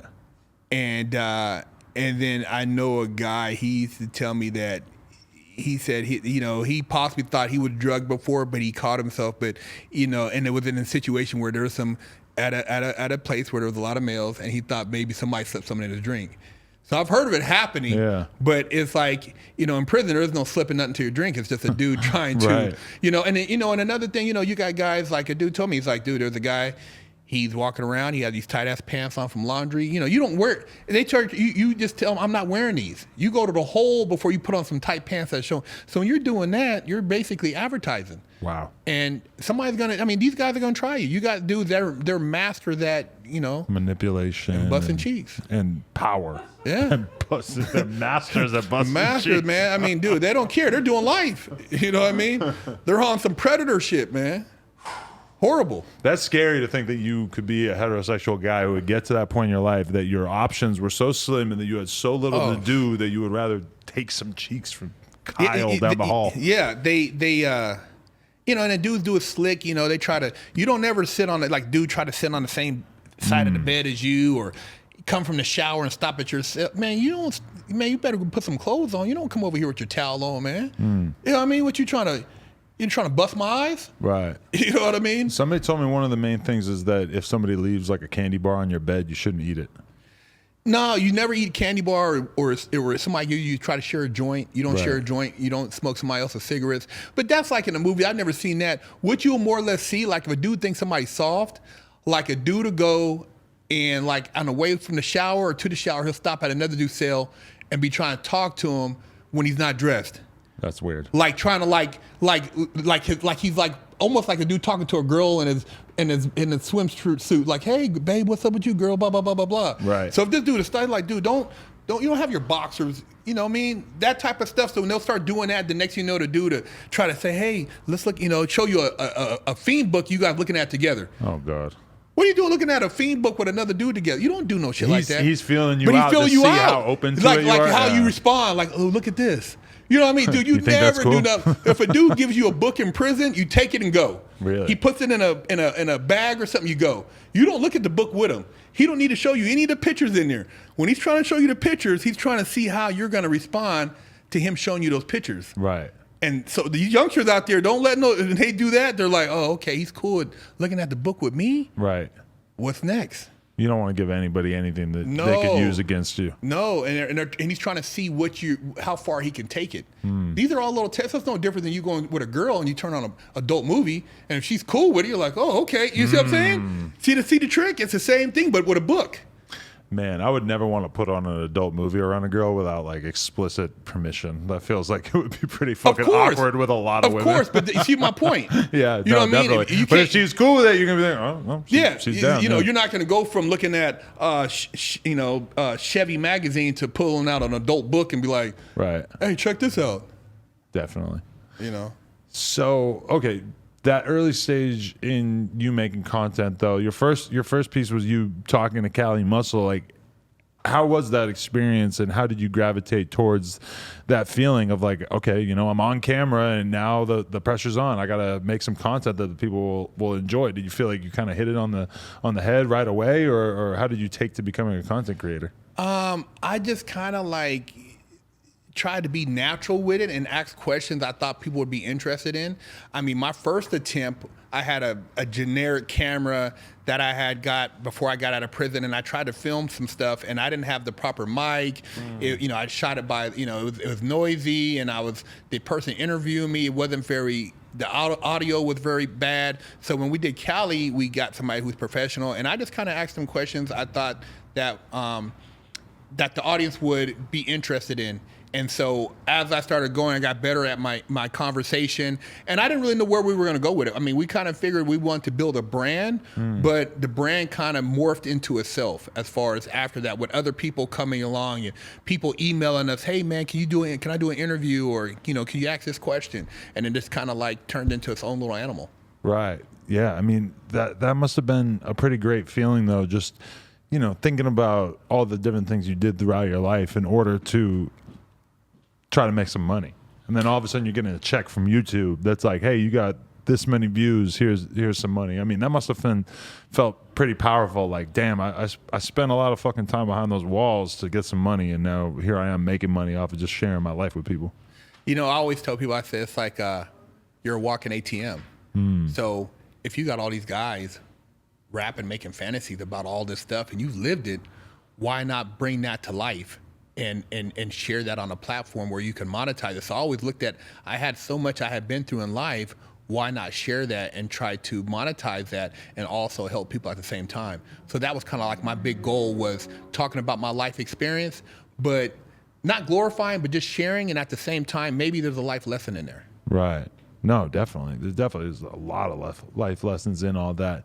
Who are the conversations that you had that stood out to you the most, that like, this person taught me something, or this person's story really moved me? Were there any of those that really stood out to you?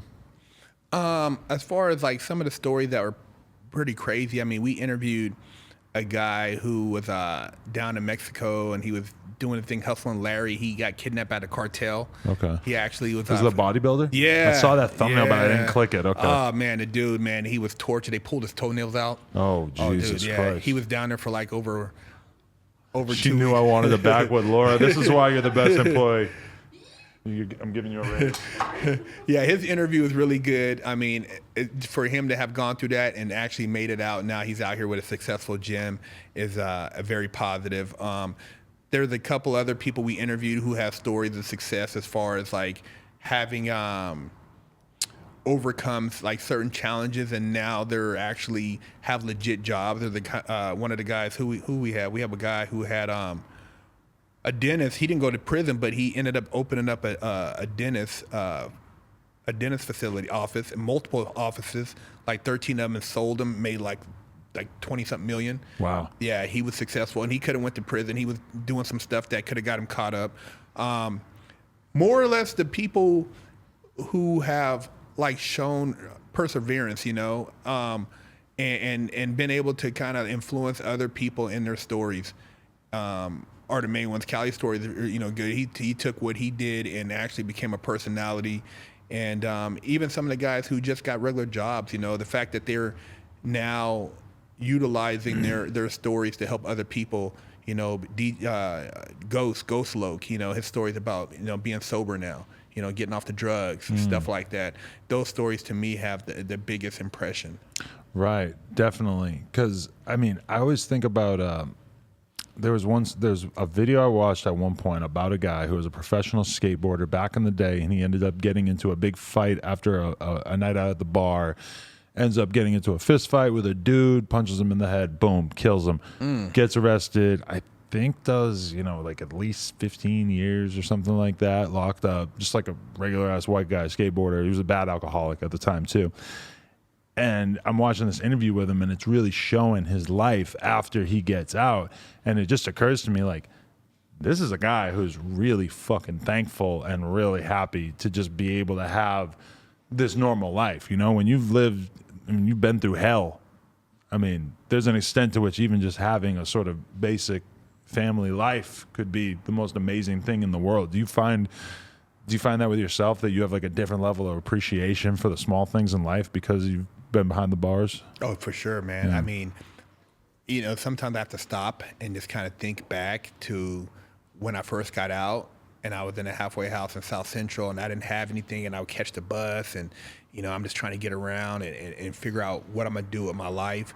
But to look back and see where I'm at now, I'm just so much more appreciative, And I see people, like when I see homeless people, I went down to Skid Row, and me and my partner and my wife, we passed out clothing, and it was at night, and it was like Escape from New York. People were like all over the clothes, and we were passing out shoes. I had a bunch of shoes and sweatsuits and stuff, and I'm like, man, and I look at myself, I'm like, dude, I'm just, it could have went any ways, luckily I never got hooked on drugs. Luckily I didn't ever kill nobody. Luckily I didn't do this. Luckily, the bank robbery didn't get worse than what it was.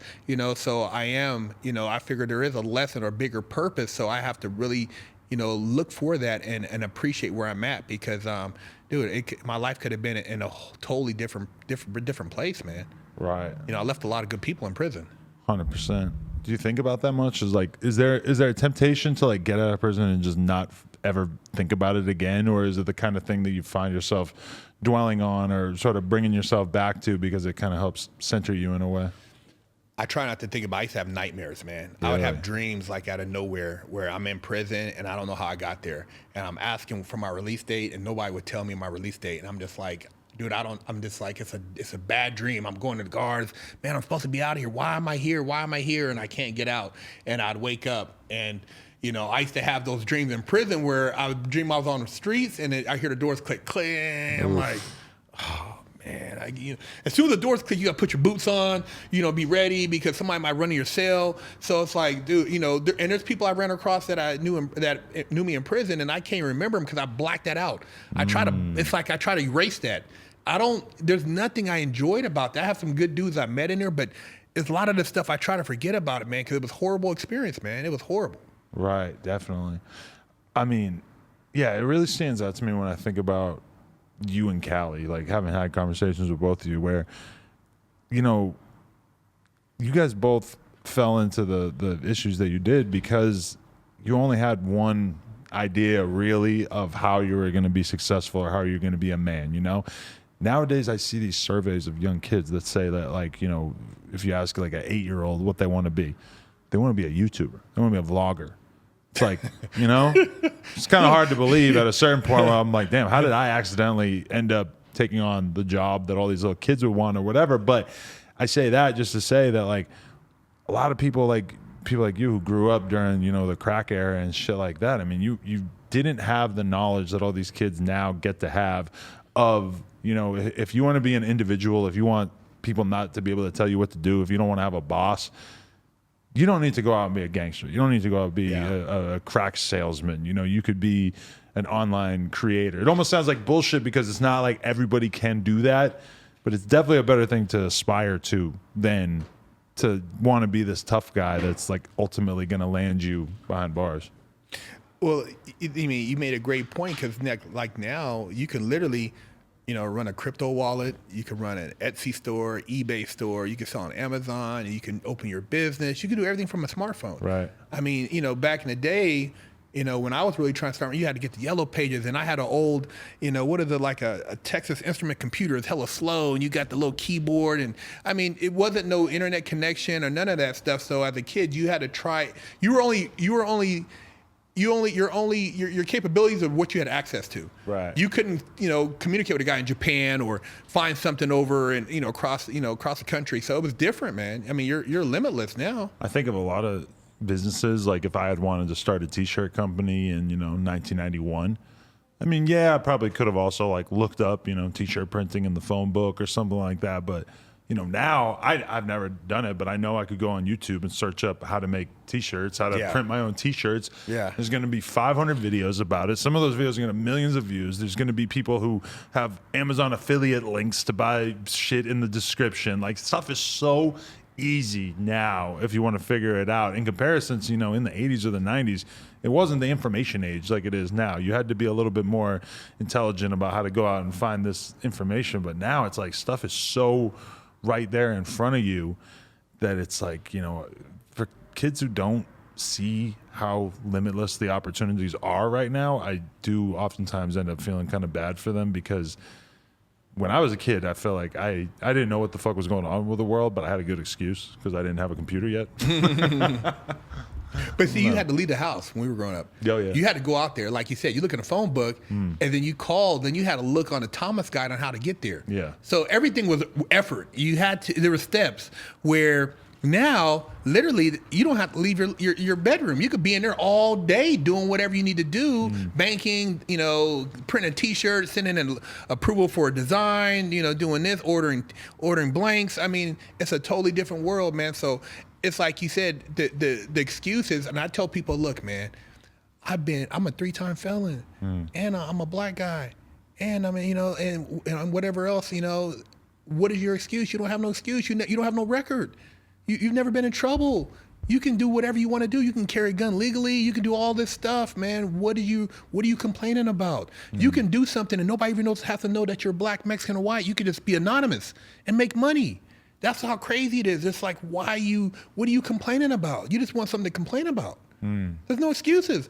I mean, I had all this stacked against me, man, and I still came out here and made a success, and I'm showing other felons? Come on, man, what's your excuse? Do you feel like at this point, where was I going with this? Do you feel like at this point, does being a felon still impact your life in some ways, or does your history still sort of haunt you to some extent, or is it all good at this point? Yeah, I mean, to some extent, like some people want to bring it, if they want to find a reason, well, you did porn. I said, well, damn, Kardashians did porn. I mean, but I was like, that's 20 years ago. So if they really want to try to find a reason because they feel like, well, I want to find a reason, so let me just bring this up. Or, what'd you go to prison for? Or that was kind of violent. And I'm like, at the end of the day, I'm like, dude, if you're going to accept me for who I am. But you can't really use that as an excuse when you guys are endorsing people in all these other genres that are basically promoting murder, rape, and mayhem. And I'm trying to say, hey, contrary to that. So it's like almost like a two-edged sword. It's like, you want to use my past because it's a real past, but this guy has a fake past, but he's getting paid from it. Yeah. It's a pretty crazy realization that I've seen a lot of different people have. I was sitting here with Big U, and he's talking about how, he just at some point had this epiphany, this realization that his life experience was so real that he could basically spend the rest of his life sort of selling these stories that he lived back to a wider audience, stuff that he's lucky that he survived, that it's pretty inexplicable that he's even still here on the earth. But he's able to sort of like, retell those stories, and people want to pay him to be a producer on their documentaries and all this stuff because he's had such a real life experience. I mean, like the enemy of the average young person who wants to be a creative, if you're 18, 19, you want to be a YouTuber, you want to be a writer, you want to be a documentarian, you ain't lived yet, That's the problem. Like, you got to do some living before people are going to hear you talk about anything. Guys like you, Cali Muscle, Big U, to varying extents, you guys have lived crazy ass lives, and there's people who want to hear those stories and value to be had there. Yeah, and I think taking that note that a lot of kids, you don't have to do that to still be successful. Right. If you never shot anybody or had to, rob a bank or sell drugs, there's nothing wrong with that. Just work with somebody. You can make up a story. You can still get paid from it, but going to do that to prove yourself is not the route. I mean, there's a ton of cool. Don't get me wrong. There's a ton of cool shit that you could do that you could then talk about in your art that doesn't involve shooting. So I'm sure Big U wishes that if he could go back in time, that he would have not had to be involved with some of the shit that he was involved in order to be in the position he's in now. But it's like if you were a fucking heroin addict. I mean, I have a friend who was a heroin addict who beat it, been clean for almost 10 years. He goes on my podcast. He goes on different podcasts. He speaks about his experience, and it's like him having lived through that, it offers him like a really interesting perspective that we could view our world from, I guess. And I think having these people who have lived these experience sharing with young people actually does a great justice, because there's not enough of us sharing. You know, back in the day, you know, they used to have like the OGs would kind of lace you up, like kind of like the elders would tell you, hey, blah, blah, blah, blah, blah. But now there's nobody to do that. We're the OGs who are supposed to tell these youngsters like, hey, man, come here. Man, what the hell you doing over there? Blah, blah, blah, blah, blah. Man, get over here, man. Your mom knows better than that, man. Get up in the house, man, till your mom get home from work. You need that. You need that influence. So a lot of these older cats who have been through the game, you know, they don't realize the impression they have on these young people that can change lives. And that's kind of like what the whole premise of our show is to positively show these kids like, look, man, you know, you don't have to do this, and you can kind of avoid this and be successful while having to go through all this. And a lot of kids, man, we get the parents saying, hey, man, I watch, you know, Fresh Out with my kids, man, and they listen to you. They wouldn't listen to me. So it works. Yeah, that's one thing I was going to ask about is like, do you feel like sometimes you've sort of like aged out of the demographic that a young person is going to listen to? Because it feels like sometimes they're more likely to want to take advice on life from a fellow, you know, 19, 20, 21-year-old. And that the older you get, the more I feel like I'm kind of talking to deaf ears sometimes when I'm telling somebody how they should live their life. They start looking at me like, man, you're a fucking millionaire. You're 37. What the hell do you know? You know, it bounces back and forth, because when I read the comments, there are youngsters out there who like actually like, man, I watched your video, and, you know, I was contemplating suicide, man, but then you pulled me out of the hole, and, you know, I started going back. And so they do need that. So even though, like the youngster, like you said, 2020, what can he tell them? They haven't lived a life. And when you start talking about some of your stories, they're like, damn, you know, I mean, I never thought about that. And then they relate it to their uncle, and then they try to put it in perspective. So these kids still need that. It's not like, you know, to a degree, yeah, you know, the age gap is there, but a lot of these guys haven't lived. So if they can vicariously hear what you've done, it can positively, like, they might be at a point like where they're contemplating something, and they hear a story of like, dude, man, I just watched that video, and it's just, it blew their mind. Right. Definitely. In terms of the life that you're building, you said you're a dad? You said you're a dad? Yeah. What ages of your kids at this point? Oh, no, I'm not a dad. Oh, I you're not? have I have a stepdaughter, but no kids. Oh, okay. Yeah, I missed that window. Interesting. You regret that in any extent? You know, yeah, to a degree, but I mean, I had to be in the right mindset. I'm glad I didn't have no baby mamas and just kids out there, because I would never want my kid to want to have done the things I did to get to where I'm at.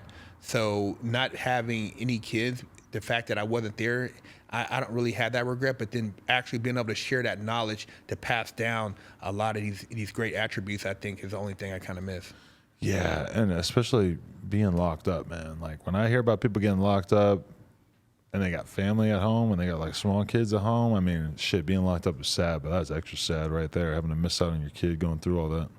And the kid has resentment, you know? I have guys tell me, it's like, dude, my kids don't want to talk to me.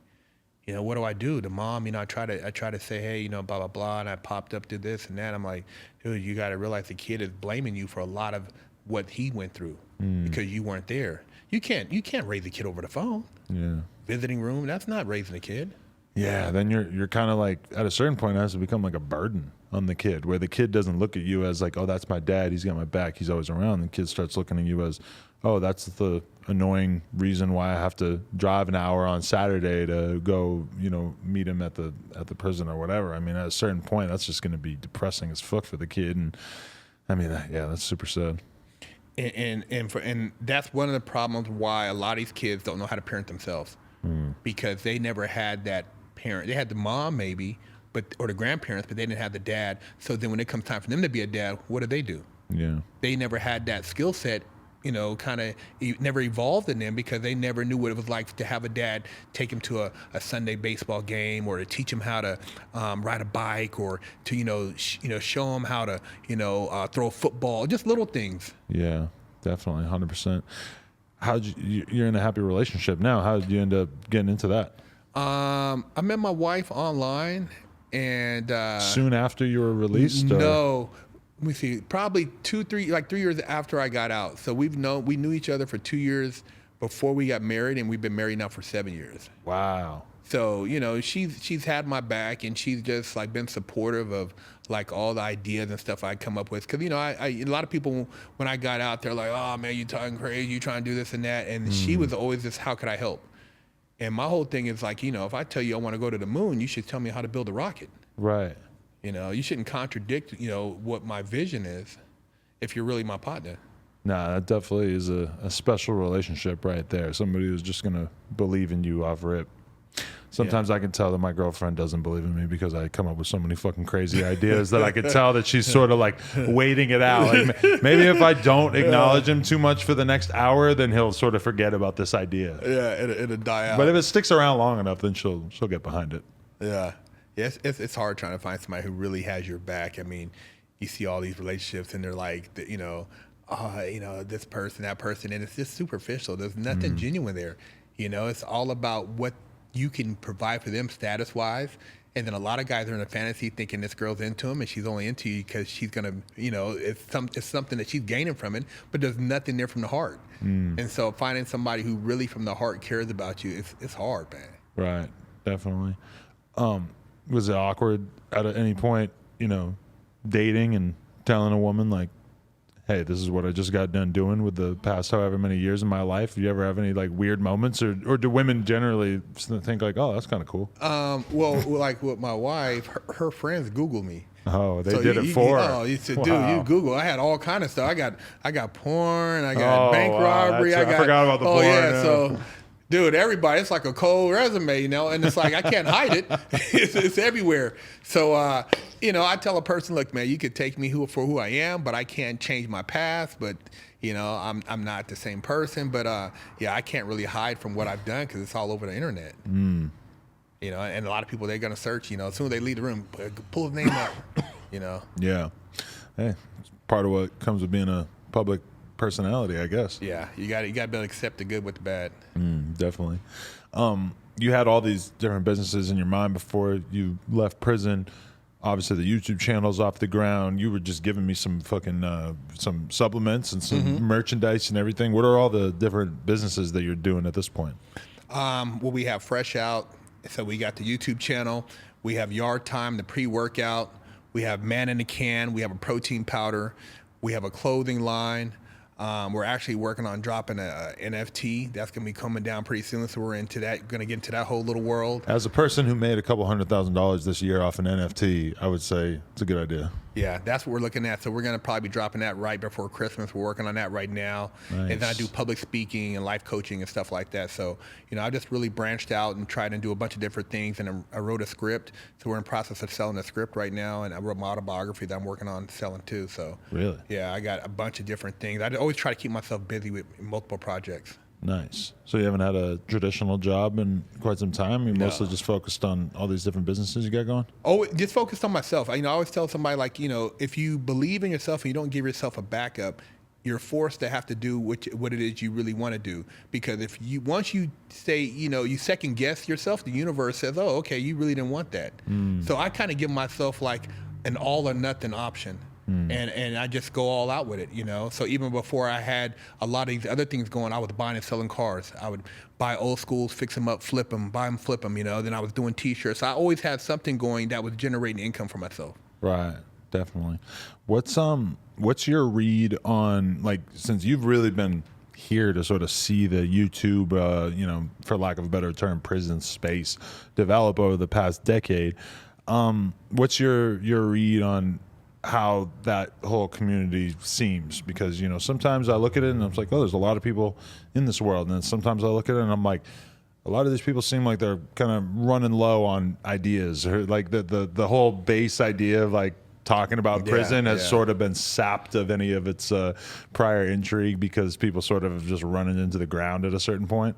Yeah, and I think we've talked about every single topic as far as like with the questions, this and that, and going to chow and making a knife and cooking spreads and doing this and that. So we've kind of let, you know, that's kind of why I went into the direction of doing a scripted project where I'm gonna take our Fresh Out brand and we're actually gonna make a series, you know, something similar to like, you know, a Snowfall or something, and get into a whole nother realm where we're doing streaming. So, you know, prison with all the other people now, because, you know, everything now is about talking about this guy to create a beef with this guy, or saying this or that, and then it's like, you know, we kind of, you know, that's not our lane. You know, we still share stories, but I feel it's time for us to transition. So the scripted and basically the network is the direction we're going in.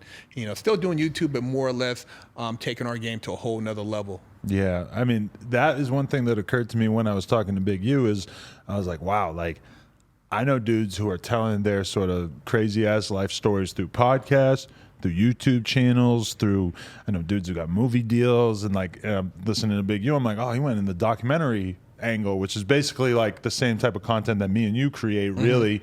But, you know, sort of like condensed together to make like a really polished, high quality version.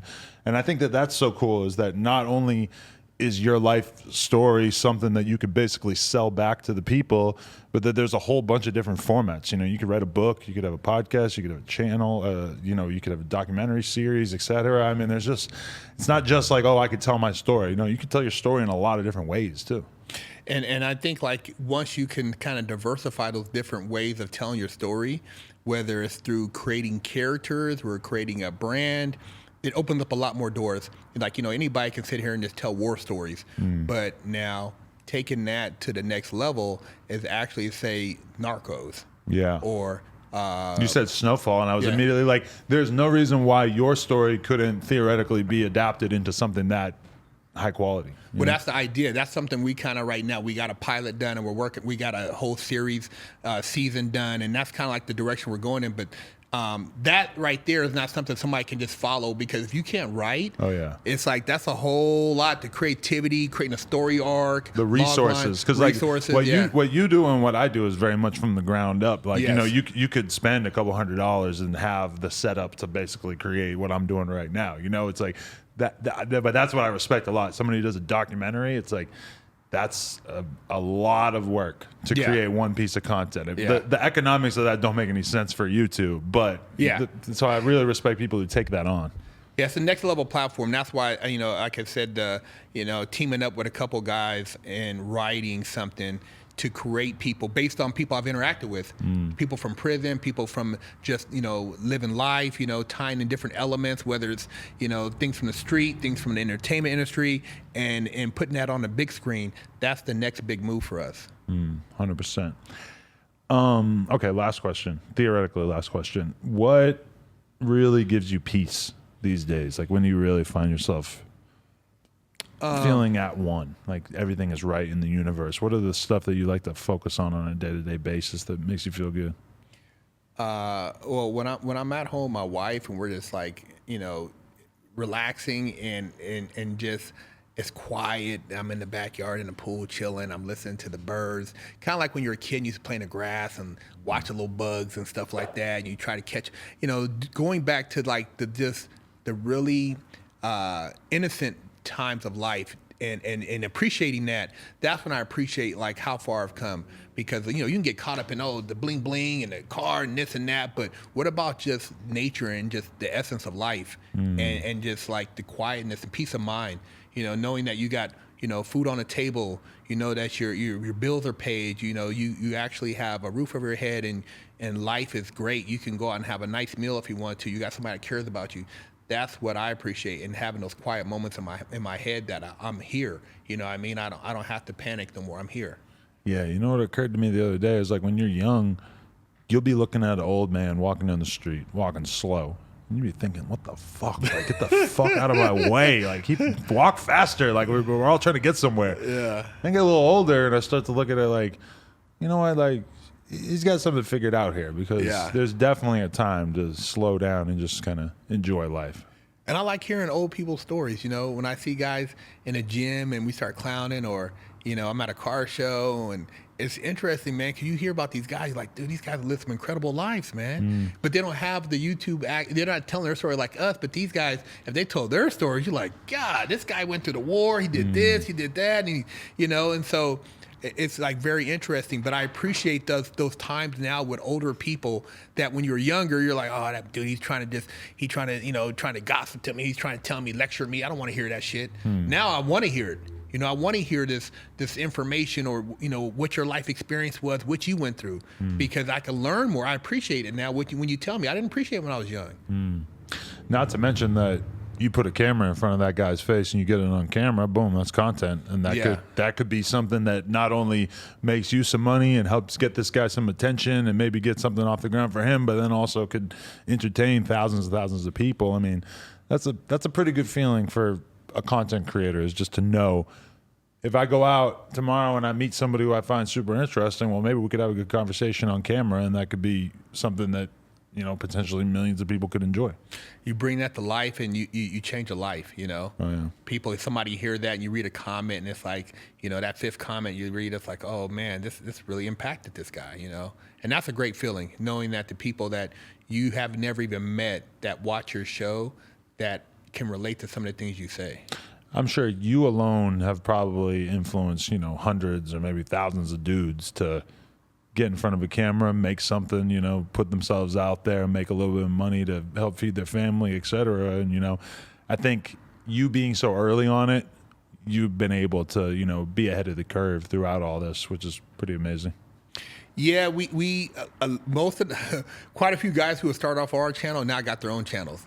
Yeah. And we've kind of crack that door open, and we bring them back to try to help their brand. So we've actually helped a lot of guys who would have normally, a couple guys I talked into, they would have never even done it, But I said, hey, make sure you tell your story. You should share your what you went through. And now these guys are kind of doing their thing. So it's great to actually, help other people realize their potential that they didn't know they had. Yeah, I mean that's a great feeling when you do a piece of content with somebody and it gets 500,000 views, million views, whatever it might be. And then you realize at a certain point that they start doing the math in their head, and they're like, so I could have made, I can make videos of myself, I could put myself out there, and I could make that kind of money. Like, I see people get basically like converted into content creators all the time. Yeah. Because they go on No Jumper, they go on Vlad, they go on whatever, and they just realize like, oh, I have some real value in just speaking. Yeah, and whatever it is you have went through, and if you can leverage that, it's just being able to be a humble host and somebody that can share. A lot of times, I tell people, it's like, you can't have ego, because at the same time you're sharing something, but you got to be able to realize that it's open to everybody. So I always try to be humble whenever I talk to somebody or interview somebody, or I approach somebody about doing an interview, because I was that guy before that was just starting out. Yeah, and you have to stay humble to a certain extent, because you almost can't do content if you're jaded. Like, if you don't care anymore, then it's almost like, how are you going to have that conversation? I feel like the audience will be able to tell immediately if you're having a conversation you don't give a shit about. Yeah. Yeah, they'll definitely vibe off you. Like, did you see how he was looking at him, or how he was sitting there real short with his questions? And on YouTube, there's always somebody who wants your space. Yeah. So you better give a fuck about what you're talking about. For sure. Anybody you want to thank? Anything you want to shout out or tell people to go check out right now? I want to thank my wife, Lisa, my partner, Big Ant, my manager, Stuart, and make sure everybody go subscribe to Fresh Out on YouTube, Big Herc 916 on YouTube, and check out the websites, freshoutseries.com, and also bigherc916.com. And shout out to my mom for staying down with me, man, through all the drama, thick and thin, man. How's mom doing? She's doing good, man. She's holding it down, man, and she's always had my back, man. You know what I mean? She had me at a young age, man, and I can only imagine when I see young people now with kids. I mean, my mom had me. She was barely 14. Yeah. I mean, dude, to be 14 years old and have to deal with a child during that time, it had to be rough, man. I can only imagine. And thank God that she's had such a long life that she's been able to see you get to this point. Yes. Because that would have been a real shame if, she passed away before you were able to get to such a good place in life. Yeah, being able for her to be able to see my success now and where I'm at, and the fact that, I took her through so many just phases in life. I'm glad that she can see that and I can share it with her. Yeah, that's real. Shout out to mom. Shout out my mom, too. I was hanging out. She was here this morning, actually. A shout out to his mom. I wish I got to meet Big Herc, but hey, we're here. No Jumper, Big Herc, coolest podcast in the world. Check us out on YouTube, SoundCloud, iTunes, Patreon, etc. Like, comment, subscribe. NoJumper.com if you want to support. Very thankful, man. Appreciate you giving us your time, and hopefully some good things come of this. Hey, man, I appreciate it, man. Much respect. Thank you. Big Herc.